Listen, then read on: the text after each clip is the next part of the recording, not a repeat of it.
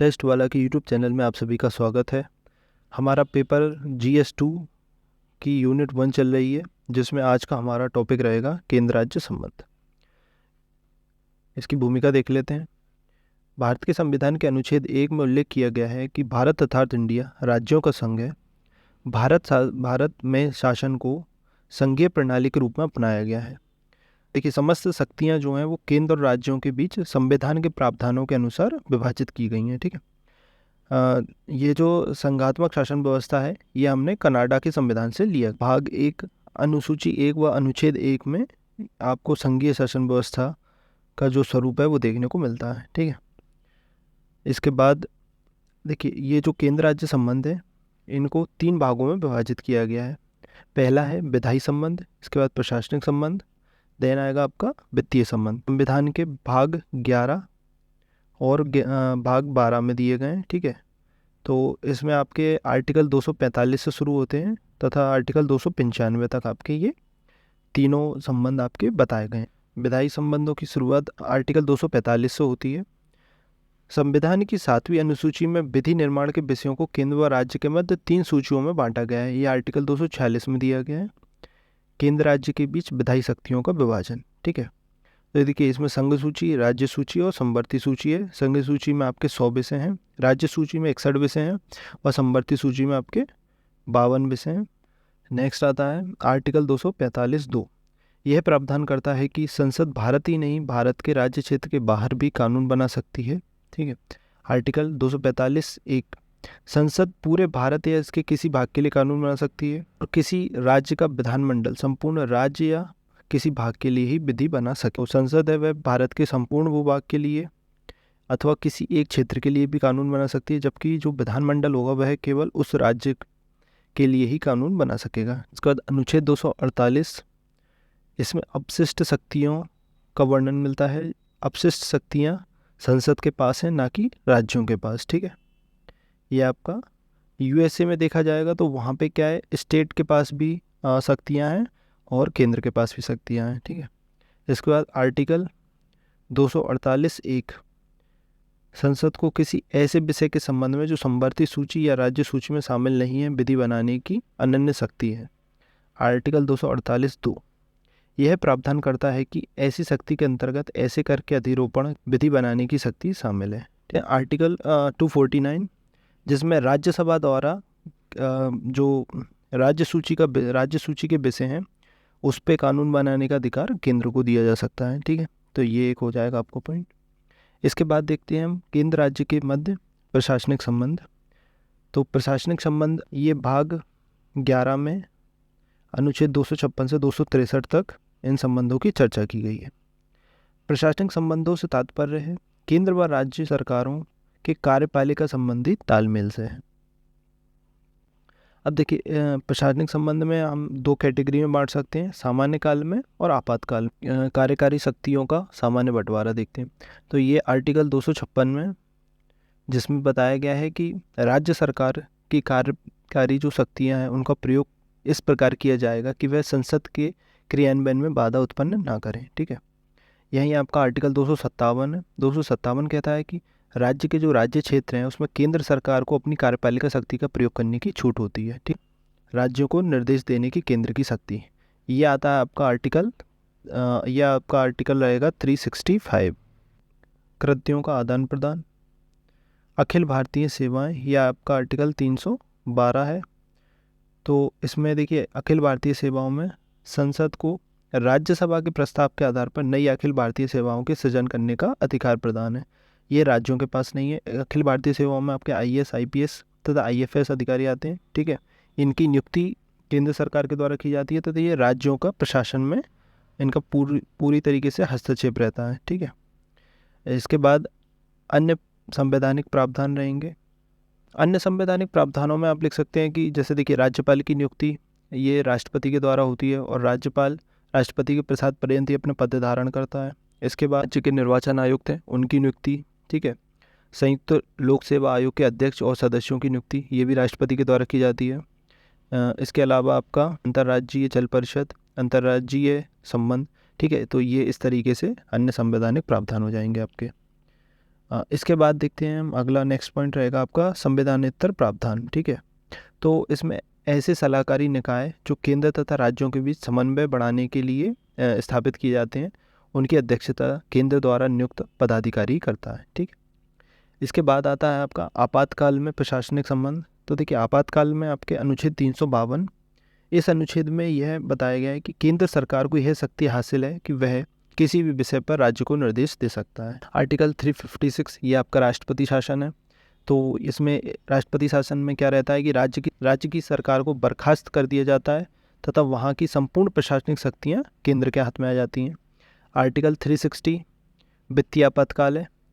वित्तीय आपातकाल के दौरान भी राज्य सरकार की कर्मचारियों के वेतन भत्तों में कटौती का निर्देश आपका राष्ट्रपति दे सकते हैं। ठीक है, इसके बाद नेक्स्ट देखते हैं केंद्र राज्य के मध्य वित्तीय संबंध। तो ये आपके भाग 12 में अनुच्छेद 268 से 293 तक दिए गए हैं। ठीक है, संघ तथा राज्यों के मध्य वित्तीय संसाधनों का विभाजन किया गया है। यह विभाजन भारत शासन अधिनियम 1935 पर आधारित है। ठीक है, वित्तीय संबंधों में देखिए, संघ सूची में उल्लिखित विषयों पर जो कर लगाने की शक्ति होती है वो संसद के पास होती है। इसके अलावा जो राज्य सूची है उनके विषयों पर कर लगाने की शक्ति ये राज्य विधायिका के पास होगी। ठीक है, कर का निर्धारण की अवशिष्ट शक्ति संसद के पास होगी। ठीक है, इसके बाद राज्यों की जो कराधान की शक्ति है उस पर नियंत्रण भी संसद का होगा। ये आर्टिकल 288 में वर्णित है। राजस्व का जो वितरण रहेगा, संघ सूची के करों से प्राप्त होने वाली संपूर्ण राजस्व केंद्र का नहीं होता बल्कि उसमें राज्यों की भी कुछ हिस्सेदारी होती है। आर्टिकल 275 है, केंद्र द्वारा राज्यों को अनुदान दिया जाता है। ठीक है, आर्टिकल 270 है, इसमें संघ तथा राज्य दोनों में करों का वितरण। ठीक है, आर्टिकल 280 रहेगा आपका वित्त आयोग। वित्त आयोग को हम आगे पूरे क्वेश्चन के रूप में पढ़ेंगे। ठीक है, इसके बाद आर्टिकल 281 रहेगा वित्त आयोग का कार्यक्षेत्र। तो इस तरीके से आपके ये वित्तीय संबंध होंगे। ठीक है, नेक्स्ट देखते हैं सरकारिया आयोग। देखिए, सरकारिया आयोग ये काफ़ी इंपॉर्टेंट क्वेश्चन हो जाता है। ये आपका सीधी 5 मार्कर में टिप्पणी लिखने को आ सकती है सरकारिया आयोग पे। ठीक है, तो इसको देख लेते हैं। देखिए, सरकारिया आयोग की स्थापना की गई थी केंद्र राज्य संबंधों की समीक्षा के लिए। इसकी स्थापना की गई है इंदिरा गांधी सरकार के द्वारा। इसके अध्यक्ष थे राजेंद्र सिंह सरकारिया। 3 सदस्यीय समिति थी। ठीक है, ये 1983 में इसकी स्थापना की गई थी तथा इसने रिपोर्ट जो दी है अपनी वो 1987 में दी गई। ठीक है, इसके देखिए कुछ प्रमुख संस्तुतियाँ हैं जो केंद्र राज्य संबंधों के ऊपर है। ठीक है, तो वो देख लेते हैं। स्थायी अंतर्राज्यीय परिषद का गठन किया जाना चाहिए। राज्यपाल का जो नियुक्ति होती है उसमें सीएम की सलाह मानी जाए। अखिल भारतीय सेवाओं को ज्यों का त्यों बना रहने दिया जाए। आर्टिकल 356 राष्ट्रपति शासन को अंतिम विकल्प के रूप में देखा जाए। क्षेत्रीय परिषदों का गठन किया जाए। त्रिभाषा फॉर्मूले को लागू किया जाए। राष्ट्र की अखंडता के लिए केंद्र का शक्तिशाली होना आवश्यक है। नेक्स्ट कहा था इन्होंने, राष्ट्रपति जो राज्य के किसी विधेयक को रखने पर राज्य को कारण बताएं। ठीक है, इस तरीके से ये आपके कुछ पॉइंट हो जाएंगे सरकारी आयोग से संबंधित। नेक्स्ट देखते हैं केंद्र राज्य संबंधों में तनाव के प्रमुख कारण क्या हैं। भारत की राजनीति में केंद्रीकरण तथा विकेंद्रीकरण की शक्तियाँ टकराती रही हैं। इसी के अनुसार केंद्र व राज्य संबंधों में बदलते रहे हैं। ठीक है, निम्नलिखित प्रमुख मुद्दे हैं जिन पर केंद्र राज्यों में तनाव रहता है। सबसे पहला और ये इम्पोर्टेंट है राज्यपालों की नियुक्ति। क्योंकि देखिए, राज्यपाल की नियुक्ति में राज्य की कोई भूमिका नहीं रहती। ये पूरी तरीके से केंद्र का एक एजेंट के रूप में कार्य करता है। ठीक है, आर्टिकल 356 केंद्र सरकारें जहाँ भी विपक्ष की सरकार होती है वहाँ पे कई बार आपने देखा होगा कि राष्ट्रपति शासन लगा दिया जाता है। और ये राज्यपाल का दुरुपयोग है एक तरीके से, है ना। तो ये सबसे ज़्यादा टकराव का पॉइंट रहता है। केंद्र पर निर्भरता रहती है वित्त के लिए राज्यों की। ठीक है, जैसे कि देखिए जीएसटी भी, अब जीएसटी लागू हो गया है तो जीएसटी में भी आप देखेंगे कि केंद्र राज्य सरकारों को जीएसटी में से हिस्सेदारी देती है। ठीक है, इसके बाद नेक्स्ट है आपका कानून व्यवस्था को बनाए रखने के लिए कभी कभी केंद्रीय बलों की तैनाती कर दी जाती है राज्यों में।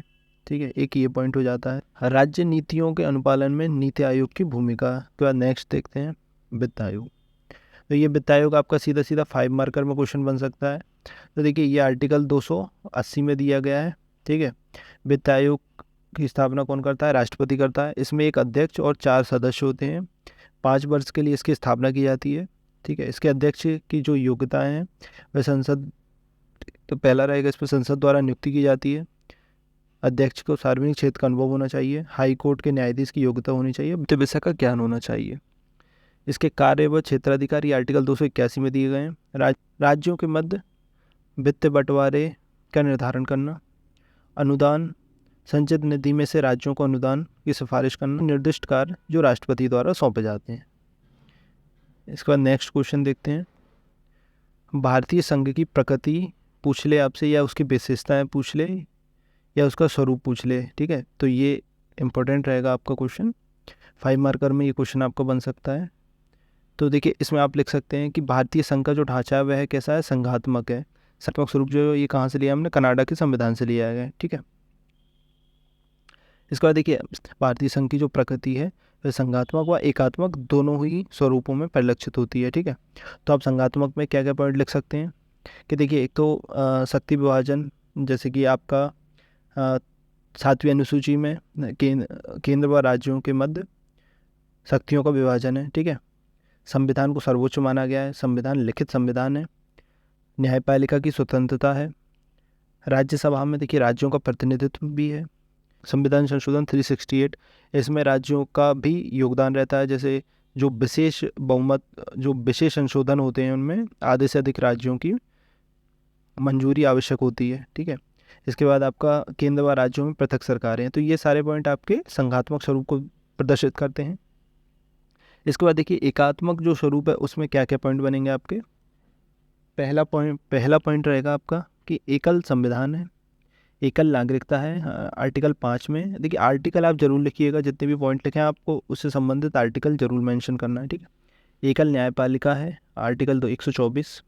राज्यपाल, देखिए राज्यपाल की नियुक्ति केंद्र सरकार द्वारा की जाती है। वह राष्ट्रपति के प्रसाद पर्यंत कार्य करता है। एक तरीके से यह केंद्र के एजेंट के रूप में कार्य करता है। ठीक है, अखिल भारतीय सेवाएं, आर्टिकल 312। IAS IPS जो अधिकारी रहते हैं उनकी नियुक्ति भी केंद्र द्वारा की जाती है। इसके बाद आपके आपातकालीन उपबंध रहेंगे, जैसे कि राष्ट्रपति शासन, आपातकाल। तो ये आपके केंद्र कभी भी चाहे तो राष्ट्रपति शासन लगा के राज्यों की सरकारों को विस्थापित कर सकता है। ठीक है, फिर इसके बाद आपका अनुच्छेद 3 है, राज्यों का पुनर्गठन। इसमें भी केंद्र के पास ही अपर हैंड रहता है। ठीक है, इसके बाद आते हैं आपकी अपशिष्ट शक्तियाँ। ये आपके आर्टिकल 248 में बताई गई हैं, ये संसद के पास रहती हैं। ठीक है, कि भारत का संविधान ना तो पूरी तरीके से संघात्मक स्वरूप है, ना ही ये पूरी तरीके से एकात्मक स्वरूप है। ठीक है, ये अर्ध संघात्मक या एकात्मक संघात्मक स्वरूप कहा जा सकता है। ठीक है, इस तरीके से आपका ये केंद्र राज्य संबंध वाला टॉपिक कंप्लीट होता है। अगर आपको वीडियो पसंद आया तो वीडियो को लाइक कीजिए, अपने फ्रेंड्स के साथ इस वीडियो को शेयर कीजिए और हमारे चैनल को सब्सक्राइब कीजिए। धन्यवाद।